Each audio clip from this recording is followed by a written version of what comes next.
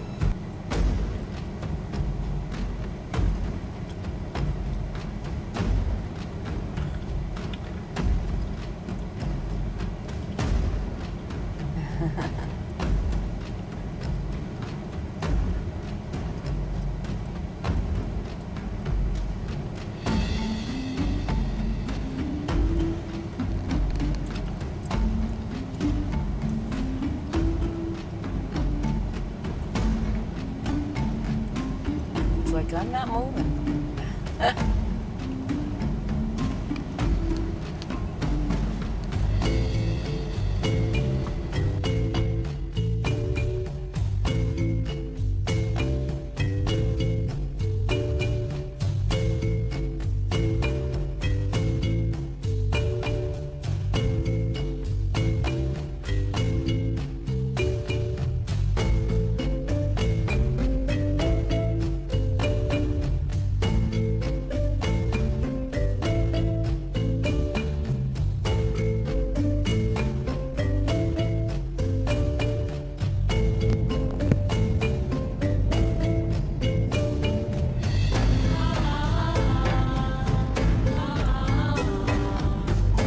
swim.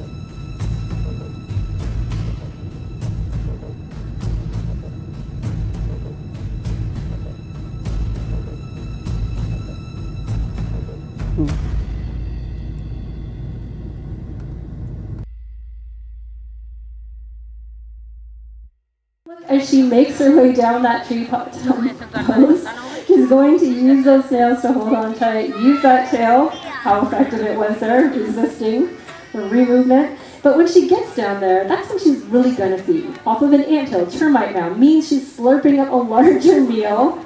We might have to do it over here. Now, they are going to try and fight back and protect their colony. Well, she has a few things that is going to help her. That is her very coarse fur, and her ability to realize feeding on one anthill for too long means that all those bugs would disappear. So she doesn't feed too long. She moves from one to the other. There it is, climbing, working so hard for us out here, Annabelle. Now she moves very slowly out here. You might think she looks an awful lot like a sluggish sloth, and that is in fact their closest living relative here on Earth. Very closely related to sloths, or as close as it actually gets. Now, Annabelle does have that adorable face, but it's an effective tool for feeding on anthills and termite mounds. She, in her mouth, has absolutely no teeth at all. They're not necessary, but she does have one very necessary tool, and that is a 12-inch long sticky barbed tongue. Well, I think you've done enough exploring out here ever so slowly, so let's say goodbye to Annabelle. She's done a great job for us. In North America, which is our belted kingfishers. The laughing kookaburra is in fact the largest member of the kingfisher family. Now that call that they use is quite often used as a territorial call. So how does that work? They fly to the edge of their territory, laugh out nice and loud, wait for their neighboring kookaburras to laugh back. All that will do is establish where one territory ends and the next one does begin. Now it does kind of make them a little bit of a pest species, as they tend to claim their territories first thing in the morning. At the end of the day, their numbers are quite abundant in Australia, so they kind of are seen as a bit of a pest species. Now we're going to see if Fez would like to laugh at all today.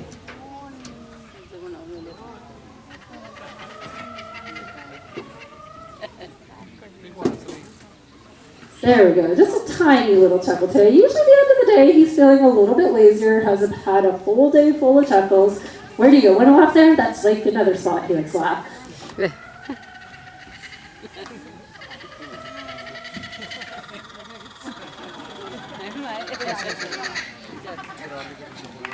Certainly well worth it. Fez, you can head on home now. He's done an excellent job out here, showing off his uniqueness, that's for sure. That was Fez, our laughing kookaburra.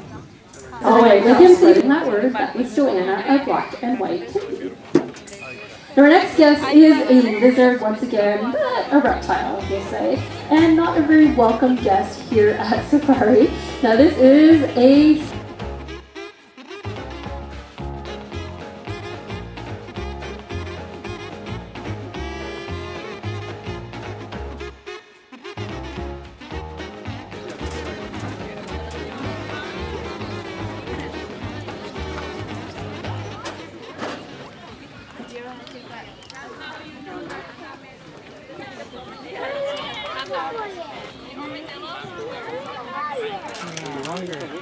Oh, they want ice cream.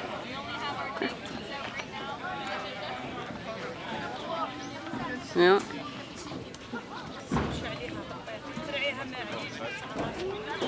Yeah. Today for chili.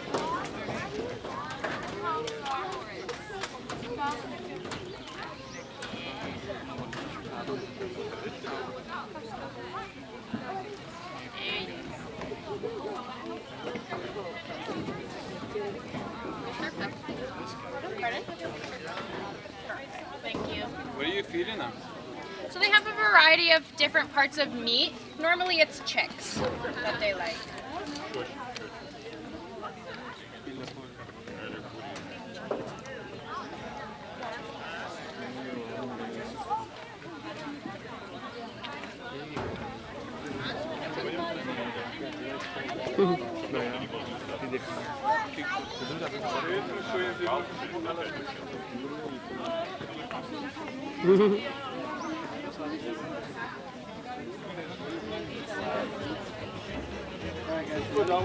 Yeah, hot tub sauna. Nope.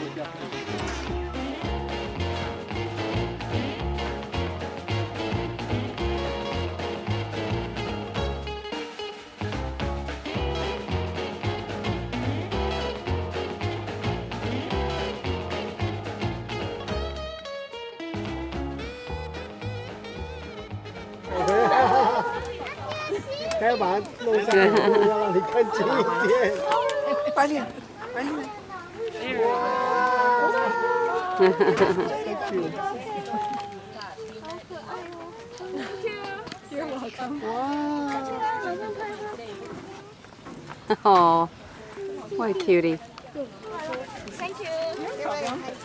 看我，连他都在看你了，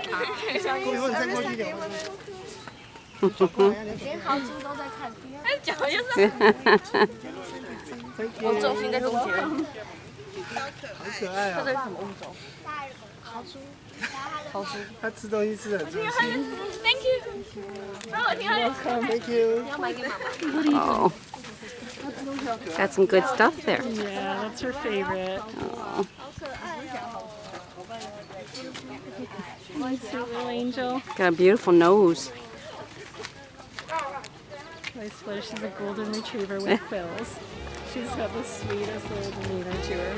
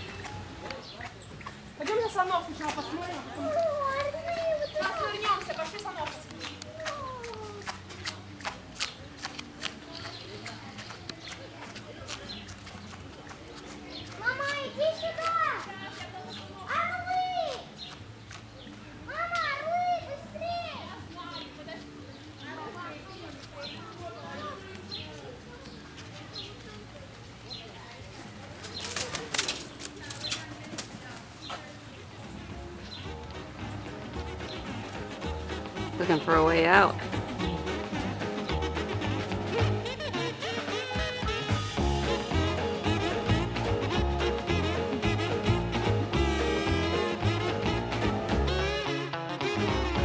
our curl-crested Araceri. Now the Araceris are the smallest of the different toucan species we have here on our planet, and while he makes his way up nice and close, you will see exactly where he gets his name from, which are those curly modified feathers on the top of his head. Another characteristic of the toucan is that large bill he has. Now this bill can reach up to 4 times the length of his skull and be the entire length of his body. Now I don't know about you, but to me that seems like it would be quite heavy to carry around all day.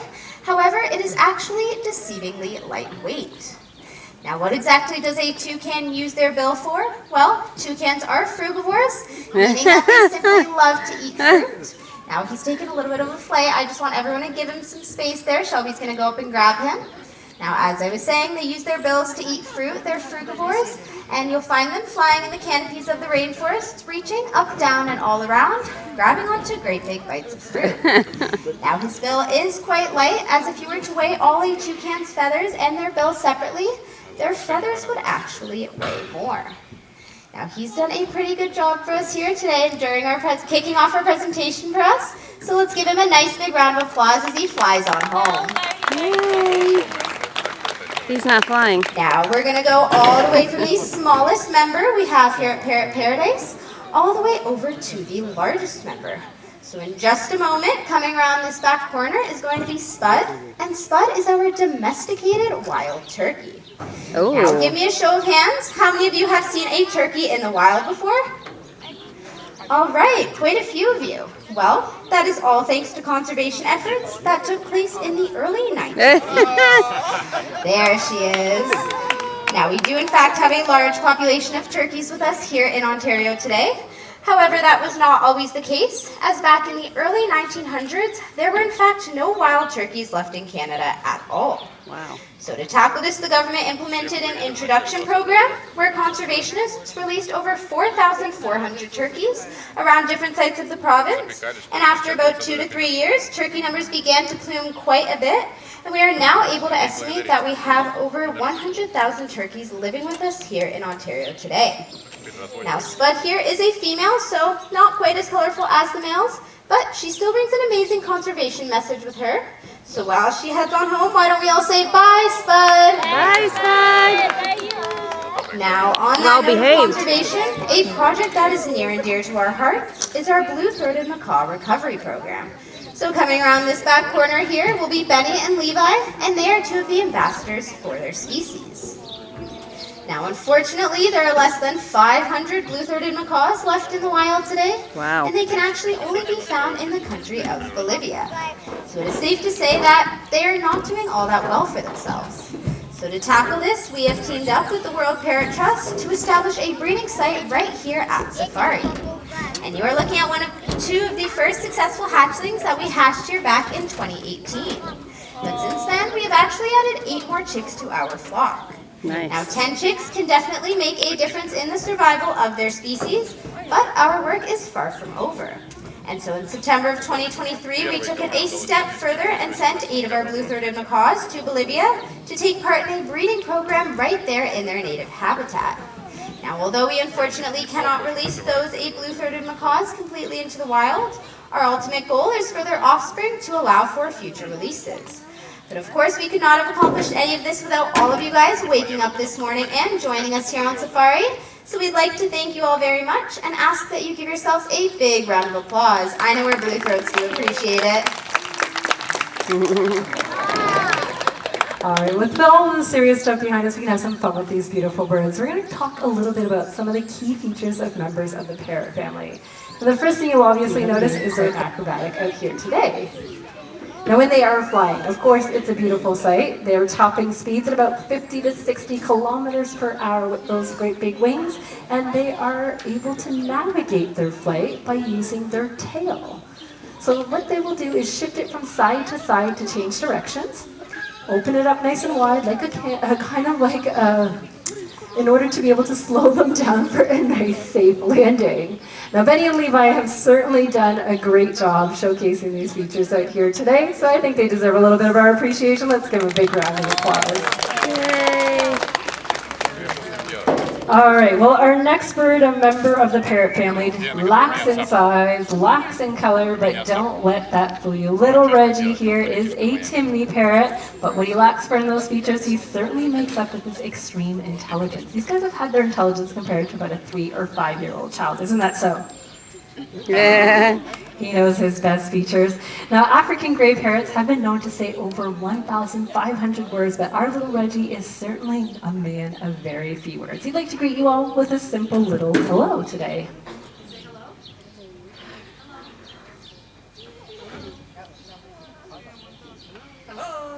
There's that lovely little hello. Now, he does also have a little bit of a feature when it comes to speaking that makes him a desired pet, as all parrots tend to be because of that ability. Now, unfortunately for them, that means they're trapped for the illegal pet trade. However, those trapping methods are certainly very harmful to their survival. Taking them from their natural habitats, and about 50% will in fact survive the full journey. Luckily, it is, as I said, illegal, and luckily as well, there are organizations around the world and even government bodies that are right in the front lines trying to prevent this from happening. So we find that exciting, and I think little Reggie does as well. That's right, he finds that pretty exciting. Advocating for all parrots, of course. Reggie, I think you've done a pretty good job. Do you have one last thing to say to everybody? Bye. He's big bye-bye. Well, he's done an excellent job. Let's hear it for Reggie today. Taller than a chicken's egg, standing this tall, not a single feather on his body. We thought, wouldn't it be wonderful to have him fly in our presentations to show off how beautiful these birds can be in flight. Now, Arthur has a pretty easy flight today. It's from the top all the way to that back corner, but why do birds naturally fly? Well, it has all to do with survival. First of all, not all of them can fly, but the ones that do are seeking out shelter, escaping migration, or maybe even making those super long distance flights headed off. Using his tail to put on the brakes, and a great landing he's had today. Let's hear it for Arthur. Not sure anyone ever cheers louder for him than our little